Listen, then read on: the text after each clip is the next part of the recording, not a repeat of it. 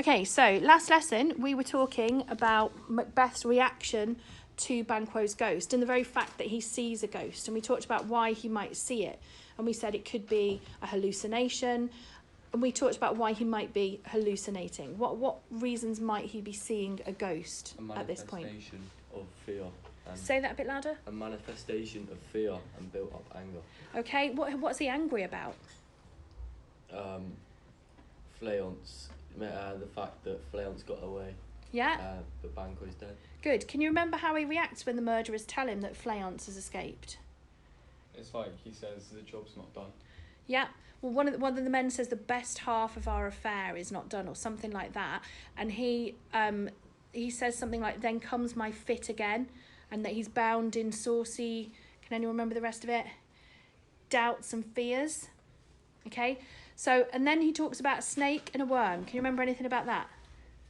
He describes Banquo as a snake and Fleance as a worm. So Fleance will eventually grow to be like Banquo. Super. And there's a word that's used there which makes us maybe think back to Lady Macbeth pouring her spirits into his ear. Say it again. Venom. Venom. Okay, and it says venom will breed.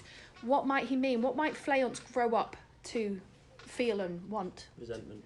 Yeah, and that's like a poison, isn't it, that will grow. Lead in Macbeth's death. Exactly. So Macbeth is paranoid. Macbeth is worried, kind of rightly so, because the whole thing is that he needed Fleance to die so that the prophecy wouldn't come true. So what were the three prophecies that the witches gave him when he met them the first time? He will become Thane of Cawdor. Yeah. He will become king. Yeah. And Banquo's sons will become king. Okay, and what has actually come true so far? Thane of Cawdor and becoming king. Yeah, okay, so they have happened. So therefore, what might he assume? That Yeah, that Fleance will become king one day because all the other things have come true. That's going to convince him that everything's going to come true. Now, can you remember what he said before he killed the king about fate? He said something about chance. He said, if chance... Have me crown them fate... something like that. You're without close. That's it. Say it louder. If chance... What was it? If chance have me crowned. Have me crowned without my stir. Why chance may crown me? Yeah, a bit louder. Then why chance may crown me? Yeah, so he says, if chance will have me king without my stir, then chance may crown me. So he's saying, without my stir, what's he saying? It will become happen. king without actually doing anything. Yeah, Well, he's no, saying... killed him, but... Well, no, it's before he killed him he says this, and he's saying, maybe I don't need to do anything. It's the inevitable. Yeah, that it's inevitable, because the witches have said... What have they said before he says that? He's going to be... Thane of Cawdor. And that happened, didn't it? So now he's thinking, so it's just chance, it's just fate. Now, can you remember... You might not remember this, because right at the beginning, the captain says...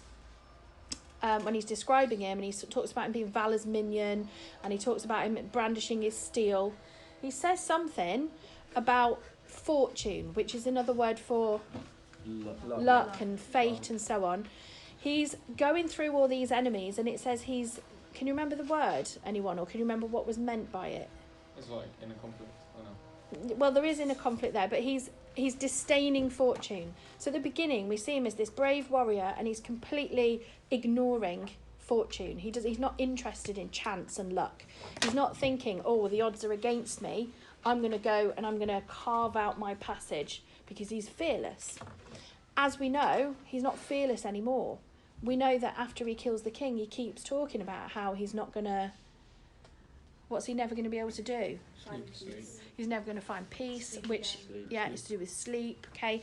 And who is going to be at peace? Yeah. And so he's taken the life of this king so that he can become king, but he knows that he's not going to have what Duncan had, and he's not even going to have what Duncan has now, because he's forever going to be tortured. As well as that, he probably is realising that he didn't need to kill him. Yeah. Because she thinks everything that's happened so far was fate. Yeah. So had he not killed Duncan, then he would have probably became king anyway. Exactly. And at what moment do you think he realises that? So he did say before he killed him, chance might crown me. Maybe I don't need to do anything. Then he plots to kill Banquo, and he orders and instructs these murderers to kill Banquo. At what point do you think it dawns on him, damn it, whatever the witches have said, is going to happen whatever I do, When- without my stir. When Fleance got away, Exactly. Go on, explain. when Fleance got away, he tried everything in his power he could to make sure that Fleance died so that he didn't become king eventually. Yeah. And he got away by chance, which means that it's probably fate. Exactly. So right at this point now, he's probably not only feeling, you know, frightened because Fleance is still out there, but also maybe a little bit, you know, you just said he tried everything in his power, so if that didn't work, he might now feel powerless. Okay? And for a man like Macbeth, why is that such a big deal? Because he's known as like being brave and loyal and Yeah. having like all this power and defeating everyone.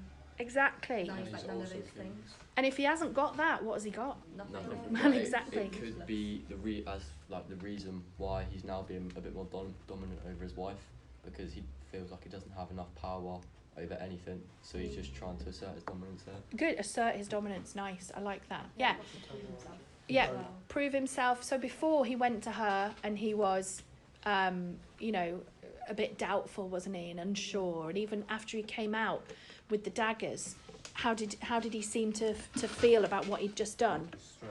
Like on edge. He didn't Yeah. know he didn't know how to process what just happened. Exactly. And what was she like in contrast to that? Very She was calm, in worried control. about She it. knew. It's like she had done it before. Like she knew what to do. Just telling him it was be fine. Just stop thinking about it. Otherwise Yeah. Can you remember any of her actual words? He oppressed his brain. Oh, brain sickly. Brain sickly. Yeah. So she's saying, you know, don't think about it. It'll make us brain sickly. It'll make us mad. So and what does she say when he says this is a sorry sight? Can you remember? She. Oh, something about pictures. Yeah. Go on. I don't know the word. The sleeping and the dead are but as pictures. Okay, so you're silly to be afraid of a sleeping person, because he won't go back in, will he? But has she got any qualms about going in there and smearing them with blood and seeing the dead? No, not at all. Like that she, not to overthink it too much. Yeah. So in contrast to him, she's completely calm, but he's clearly been affected by what he's done for all sorts of reasons. And so being that powerful, dominant man, it's all going downhill, isn't it? But now, like you said, he's not talking to her before he kills Banquo. So he speaks to the murderers, then that is carried out before he actually tells her and before he actually even hints at her that that's what he's going to do. What does he say to her when she says what's to be done, when he's saying, oh, Banquo lives and, you know, full of scorpions is my mind and all that business? What does she say to him? Can you remember? What does he say to her when she asks him what's to be done? Innocent of the knowledge. Go on, a bit louder. Be innocent of the knowledge. Little Yeah, Chuck. be innocent of the knowledge, dearest Chuck. Yeah. So what Which kind of... contrasts, like, to the fact that earlier he was saying my dearest partner of greatness. Absolutely. So at the very beginning of the play, the first time we're introduced to her, it's actually through his words, isn't it? Because she's reading aloud a letter that he's written, and he calls her a dearest partner in greatness, which implies that he treats her like... Equal. Yeah, and why is that surprising? Because Because a my- jumping audience would expect a man to be more dominant in a relationship. Absolutely. And it wasn't like now where it's okay not to be okay, and share your feelings and be, you know, get in touch with your feminine side and all those things, and, you know, talk about your doubts and your worries, and that's nice and isn't that lovely. It wasn't like that. If you were a real man, you didn't talk about feelings. You didn't show any kind of, you know... What does she say she's worried he's too full of to commit the crime? To fill the milk of human kindness. Yeah, a bit louder. To fill the milk of human kindness. Yeah, so she's therefore talking about kindness as though it's a It's like a flaw. flaw, yeah, or, you know, if he's really strong and powerful, then kindness is his good, yeah, it's his kryptonite, if you like. It's his weakness. She says he's too full of weakness. Now, he's not telling her things. He's trying, like Gray said, trying to prove that he's not weak anymore, that he doesn't need a woman's advice on this. And so, like you say, it contrasts with before, calling her his dearest partner in greatness. Be innocent of the knowledge, dearest Chuck. It's quite, what do you call it when you talk to someone as though they're a child? Or Demeaning. patronising and Condescending in a demeaning, way. condescending. Brilliant. Okay, so he's talking to her like that, and it really shows that shift in their relationship now. Now, do you know, I know we haven't read the whole play, but do you know anything about what happens to Lady Macbeth? She commits suicide. Yeah. She commits suicide. she commits suicide. Now, could we talk about this moment when he doesn't share things with her as maybe a pivotal moment in their relationship? Potentially, Yeah, it's because a bit of a transition.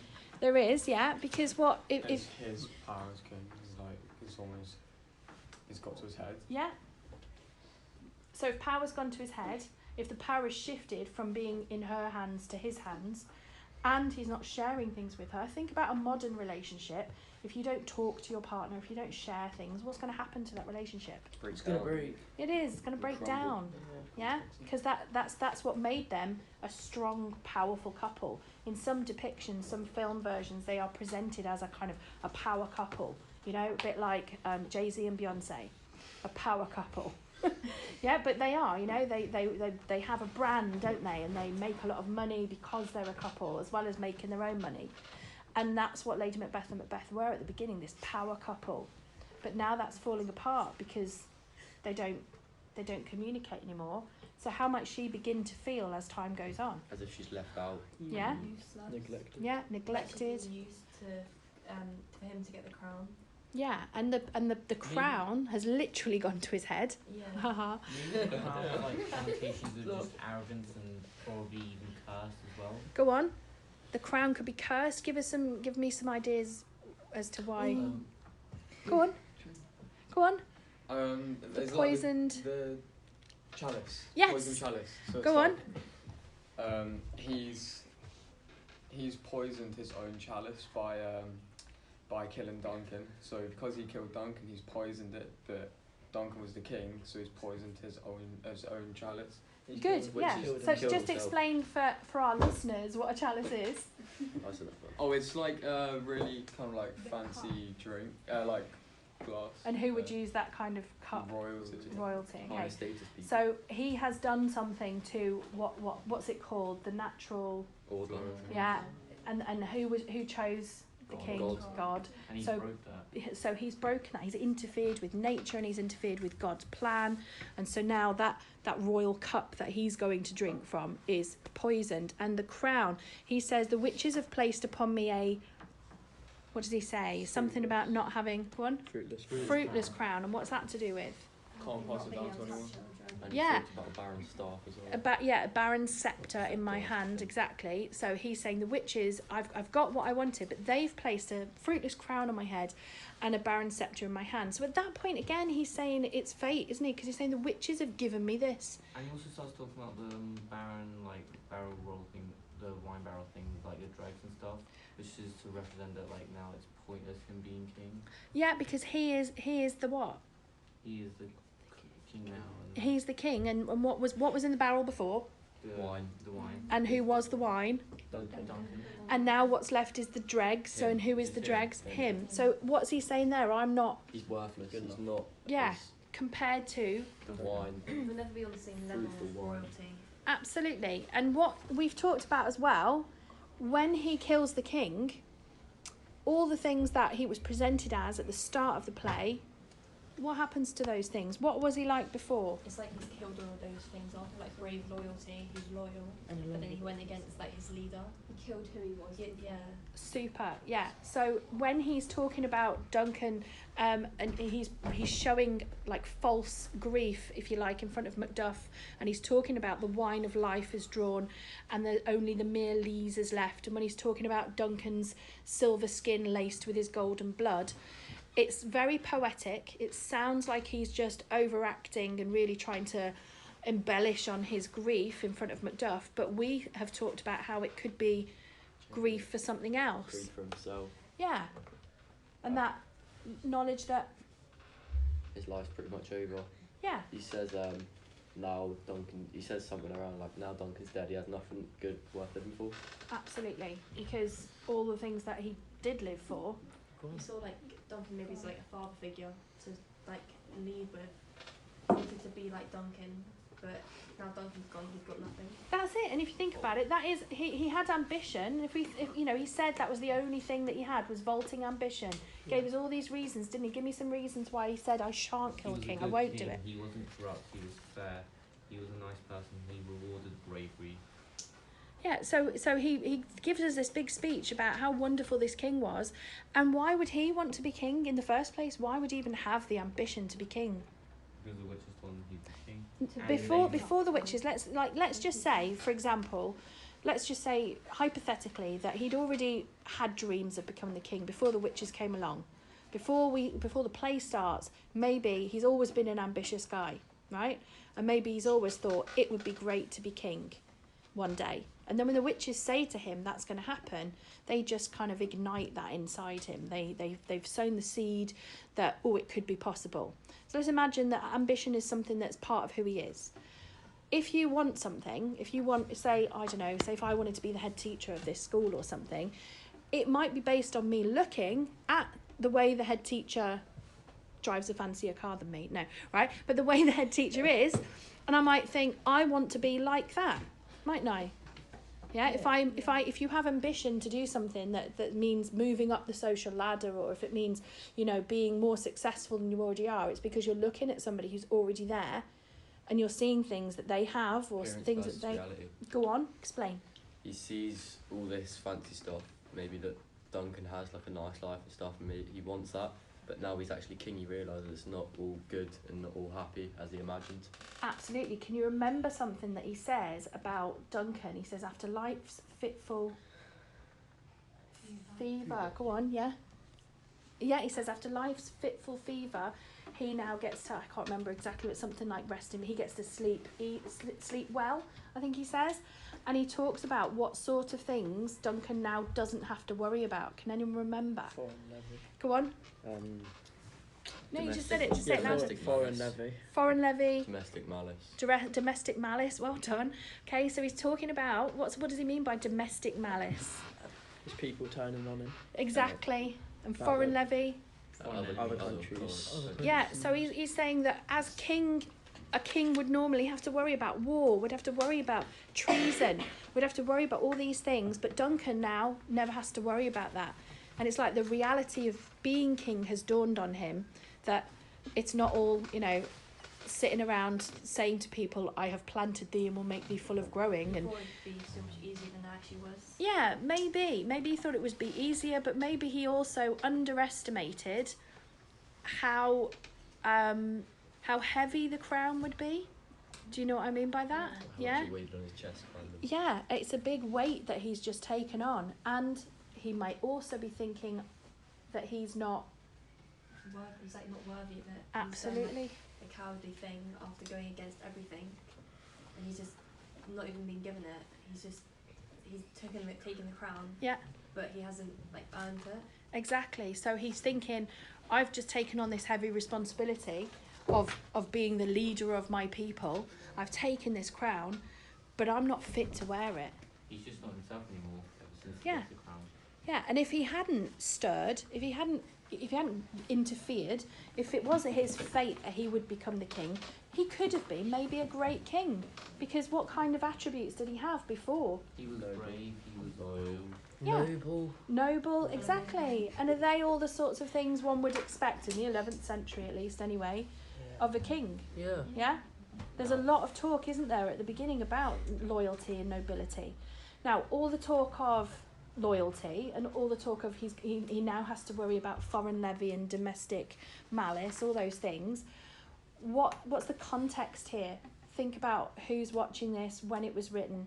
The Jacobin era would be shocked about the way he's presented himself after getting the crown. Yeah, absolutely. And it goes against God as well. So quite religious as well. Yeah, in that era, most people would be very, very religious and superstitious as well. But then there's also, who did we say he might be trying to please here when he's written this play? King James. And why might he be talking about the pitfalls of treason? Just like Guy Fawkes, he just tried to kill all of them. Yeah. So because there's been a very recent, 3 years, I think it is, before the play was written, and it's only just as the play is being written that he was executed. Can you remember how he was executed, Guy Fawkes? Hung, drawn and quartered. Yeah, so really, really gruesome way to die. Also, Didn't King James used to write a book about witches or something? He did. So that shows us that King James, Never liked it. yeah, is very, anxious and Which is why. concerned about witchcraft, and he was involved in executions and so on. But in terms of the treason thing, talking about what it must be like to be king and things that he has to deal with now, do you think that might draw sympathy He said, yeah, from?